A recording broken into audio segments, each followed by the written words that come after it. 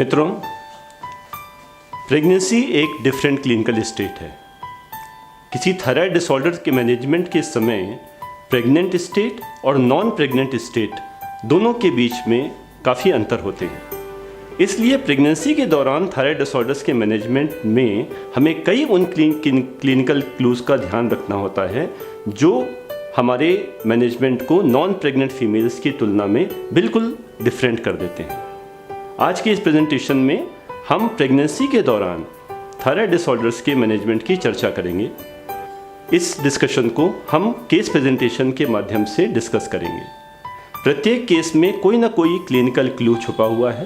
पहले हम उन क्लिनिकल क्लूज़ को डिस्कस करेंगे और फिर समझेंगे कि उन क्लिनिकल क्लूज़ के पीछे क्या थ्योरेटिकल बेसिस है। आइए एक एक केस के माध्यम से इसको समझते हैं। हमारा पहला केस एक 24 ईयर प्राइमी ग्रेविडा है जिसको पहले से कोई थायराइड डिसऑर्डर की हिस्ट्री नहीं है। यह जब 8th वीक ऑफ प्रेगनेंसी में दिखाने आई तो रूटीन थायराइड स्क्रीनिंग के तौर पर इनके टेस्ट कराए गए और वो उस टेस्ट में देखा गया कि सीरम T3 और T4 लेवल काफ़ी बढ़े हुए थे और TSH का लेवल काफ़ी कम था। अब मित्रों, यहाँ प्रश्न ये है कि आपका इंटरप्रिटेशन क्या है। T3 T4 बढ़े हैं और TSH लेवल कम है, आप इसे क्या कहेंगे? हाइपरथायरॉयडिज्म, हाइपोथायरॉयडिज्म या नॉर्मल?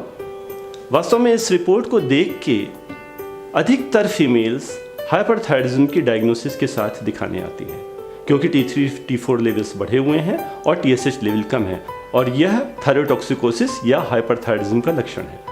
परंतु हम यहाँ यह ध्यान रखने की आवश्यकता है कि जो रेफरेंस रेंजेस यहाँ दी गई हैं वह नॉन प्रेग्नेंट फीमेल या मेल के हिसाब से दी गई हैं और हम डील कर रहे हैं एक प्रेग्नेंट फीमेल को। तो नॉर्मल रेफरेंस रेंजेस एक प्रेग्नेंट फीमेल एक नॉन प्रेग्नेंट फीमेल्स की बिल्कुल अलग होती हैं। यहाँ हमें समझना होगा कि प्रेगनेंसी के दौरान हमारे नॉर्मल फिजियोलॉजिकल चेंजेस क्या क्या होते हैं। देखिए, फर्स्ट ट्राइमेस्टर में तो सीरम T3 और सीरम T4 लेवल्स बढ़ जाते हैं और TSH लेवल सामान्यतः भी कम हो जाता है। तो फर्स्ट ट्राइमेस्टर में T3 T4 लेवल बढ़ते हैं और TSH लेवल कम होता है। सेकेंड और थर्ड ट्राइमेस्टर में बढ़ते बढ़ते T3 T4 लेवल्स तो एक बार बढ़ चुके तो वो बढ़े रहते हैं, परंतु TSH लेवल्स जो पहले कम थे वो धीरे धीरे ऊपर होते हुए काफ़ी सामान्य अवस्था तक आ जाते हैं। इसका कारण क्या है? आइए इनकी चर्चा एक एक करके करते हैं। T3 और T4 पहले इनको डिस्कस करते हैं। जस्टेशन के समय, प्रेगनेंसी के समय T3 T4 लेवल्स में क्या अंतर आते हैं? हम जानते हैं कि प्रेगनेंसी एक हाइपर एस्ट्रोजेनिक कंडीशन है जिसमें एस्ट्रोजन लेवल्स बढ़ जाते हैं और ये एस्ट्रोजन लेवल्स हमारी थायरोक्सिन बाइंडिंग ग्लोबुलिन जो एक प्रोटीन है ब्लड में जो थायराइड हार्मोन से बाइंड करती है, ये उसके लेवल्स को परिवर्तित कर देते हैं। ऐसा कैसे होता है? वास्तव में एस्ट्रोजन की प्रेजेंस में या एस्ट्रोजन के हाई लेवल्स की प्रेजेंस में थायरोक्सिन बाइंडिंग ग्लोबुलिन या TBG का सीयराइजेशन, उसकी मेटाबॉलिज्म चेंज हो जाती है जिससे उसकी हाफ लाइफ बढ़ जाती है और सीरम TBG लेवल्स बढ़ जाते हैं। अब TBG प्रोटीन का काम है थायरोक्सिन हार्मोन को अपने से बाइंड करा देना। तो जितना TBG लेवल बढ़ेंगे उनकी टेंडेंसी होगी और अधिक थायराइड हार्मोन्स को T3 को T4 को अपने से बाइंड करा लें और यह थायराइड हार्मोन वह फ्री T3 और फ्री T4 से ले लेंगे। तो तात्कालिक तौर पर कुछ समय के लिए T3 और T4 फ्री T4 लेवल्स कम हो जाएंगे। अब ये फ्री T4 लेवल जैसे ही कम होते हैं ये एक नेगेटिव फीडबैक से पिट्यूटरी से TSH लेवल्स को बढ़ाएंगे। ये TSH लेवल थायराइड ग्लैंड को स्टिमुलेट करके T3 T4 सिंथेसिस बढ़ा देगा और फ्री T3 T4 लेवल्स दोबारा अपनी पोजीशन पे नॉर्मल आ जाएंगे। अब इस पूरी एक्सरसाइज का क्या परिणाम हुआ? TBG लेवल बढ़ने से ज़्यादा T3 T4 लेवल्स TBG से बाइंड हुए तो इस प्रकार से बाउंड फॉर्म T3 T4 की बढ़ गई। फ्री T3 T4 कम हुए थे लेकिन थायराइड ग्लैंड द्वारा ज़्यादा सिंथेसिस बढ़ा लेने से कुछ समय में फ्री T4 लेवल्स नॉर्मल आ गए। बाउंड फॉर्म बढ़ गई, फ्री T4 लेवल्स वही रहे। इसका मतलब टोटल T3 लेवल्स और टोटल T4 लेवल्स दोनों बढ़ जाते हैं और यही एक जेस्टेशन की नॉर्मल फिजियोलॉजिकल कंडीशन है। और याद रहे यह क्यों होता है, T3 T4 लेवल्स का बढ़ना ये TBG लेवल्स के बढ़ जाने से होता है, जिसकी ईस्ट्रोजन की प्रेजेंस में हाफ लाइफ बढ़ जाती है और 20th वीक ऑफ जेस्टेशन तक पहुंचते पहुंचते ये TBG लेवल्स 3 गुने तक बढ़ जाते हैं। अब एक प्रश्न आता है कि हम टोटल T3 और टोटल T4 लेवल्स को टेस्ट ही क्यों करते हैं, जब ये माना जाता है कि free T3 level, free T4 levels सबसे स्पेसिफिक होते हैं, ज़्यादा फाइन और ज़्यादा सोफिस्टिकेटेड होते हैं, तो हम प्रेगनेंसी में फ्री T3 लेवल और फ्री T4 लेवल्स क्यों नहीं करते। वास्तव में यह बात भली भांति देखी जा चुकी है कि free T4 levels chemically, biochemically अच्छे मार्कर माने जाते हैं, लेकिन प्रेगनेंसी के समय जब हमारी TBG लेवल और सीरम एल्ब्यूमिन लेवल्स जो परिवर्तित हो जाते हैं, उस समय फ्री T4 लेवल्स का असेसमेंट, इसका ऐसे बहुत रिलायबल नहीं होता है। इसलिए endocrine society of India, Indian thyroid society, इन सब के द्वारा यह अनुमोदित है कि प्रेगनेंसी के समय हम फ्री T4 की जगह टोटल T4 लेवल्स को ही टेस्ट करें।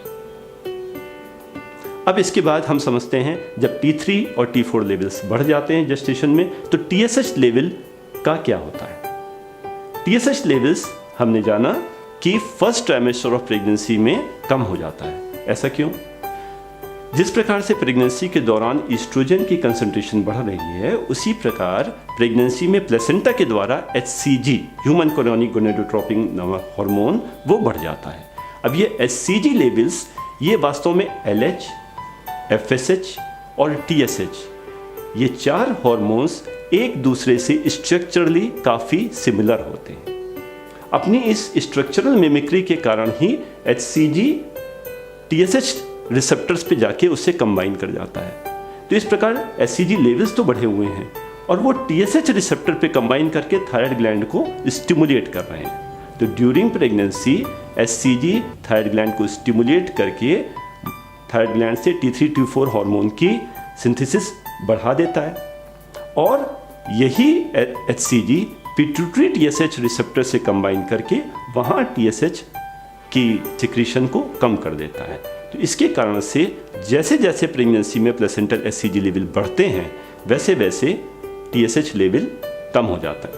इस डायग्राम से आप ये देख सकते हैं कि प्रेगनेंसी में फर्स्ट ट्राइमेस्टर के अंत तक HCG लेवल बढ़ते जा रहे हैं और उसी के साथ साथ TSH लेवल कम होता जा रहा है और फर्स्ट ट्राइमेस्टर के बाद ग्रेजुअली जैसे जैसे हमारे HCG लेवल डाउन आते हैं, वैसे वैसे TSH लेवल दोबारा अपनी नॉर्मल रेंज पे आता जाता है। तो इस प्रकार से दोनों एक दूसरे की मिरर इमेज के तौर पे प्रेगनेंसी में दिखाई देते हैं। ध्यान रहे, नॉर्मल नॉन प्रेग्नेंट फीमेल्स में हम इस TSH को 5.5 तक भी नॉर्मल लेते हैं, परंतु फर्स्ट ट्राइमेस्टर ऑफ प्रेगनेंसी में क्योंकि TSH HCG के कारण सप्रेस्ड रहता है, इसलिए TSH का थोड़ा भी बढ़ा होना, 2.5 के ऊपर बढ़ा होना एबनॉर्मल माना जाता है। अगर TSH लेवल्स 4 के ऊपर हैं तो हमें ये अलार्म करते हैं कि look for some thyroid disorder. इस चीज़ के लिए हमें ध्यान रखना है कि प्रेगनेंसी में, खास तौर से फर्स्ट ट्राइमेस्टर प्रेगनेंसी में 2.5 TSH या उससे कम यही नॉर्मल होती है और अगर वो 2.5 से ज़्यादा है तब उसमें हमें क्लिनिकल सस्पिशन रखना है। यदि TSH 10 से बढ़ा हुआ है, मोर देन 10, FT4 नॉर्मल हो या बढ़े हुए हो या कम हो। अगर TSH 10 से ज़्यादा है तब ये ओवर्ट हाइपोथायराइडिज्म का लक्षण है। 2.5 से 10 के बीच का TSH भी अगर है तो नॉर्मल फ्री T4 लेवल्स के साथ में वो सब क्लिनिकल हाइपोथायराइडिज्म डिनोट करता है और अगर उसके साथ T4 लेवल्स कम हैं तब तो ये फ्रैंक ओवर्ट हाइपोथायराइडिज्म है। तो इस प्रकार फर्स्ट ट्राइमेस्टर ऑफ प्रेगनेंसी में TSH लेवल्स 2.5 तक ही नॉर्मल माने जाते हैं। इस प्रकार से अब हम ये जानने के बाद कि प्रेगनेंसी में T3 T4 लेवल्स बढ़ते हैं, TSH लेवल कम होता है, हम अपने केस पे लौटते हैं। इस केस में T3 और T4 लेवल्स हमारे अपर लिमिट ऑफ नॉर्मल से भी करीब करीब 1.5 गुना ज़्यादा है। और ये हम जानते हैं कि इतना परिवर्तन T4 लेवल्स में नॉर्मल प्रेगनेंसी, नॉर्मल जेस्टेशन में हो जाता है। तो 12.5 का 1.5 टाइम्स लगभग 18 माइक्रोग्राम पर DL के T4 levels pregnancy first trimester में नॉर्मल हो सकते हैं। तो अगर हमारे केस का TS4 लेवल 16.5 है तो हम इसे नॉर्मल ही कंसीडर करेंगे। इसी प्रकार TSH लेवल जो हमारा 0.14 है, यह भी SCG के प्रभाव में सप्रेस हो जाता है और फर्स्ट ट्राइमेस्टर ऑफ प्रेगनेंसी में इस 0.14 TSH को भी हम नॉर्मल ही लेंगे। तो इस प्रकार से यह जो एक not a known case of hypothyroidism, जो एक नॉर्मल प्रेग्नेंट फीमेल है, अगर हम रूटीन थायराइड स्क्रीनिंग में इसको देख रहे हैं और इस रिपोर्ट्स के साथ में, तो शायद यह यूथायराइड स्टेट ही है जिसमें कि प्रेगनेंसी के नॉर्मल फिजियोलॉजिकल एडेप्टेशन के कारण से ये T3, T4 और TSH लेवल्स में परिवर्तन आए हैं। तो इस पर हमें फॉलोअप में इनको कंफर्म करना होगा, लेकिन आज इस रिपोर्ट के ऊपर हम इस फीमेल को यूथायराइड ही मानेंगे।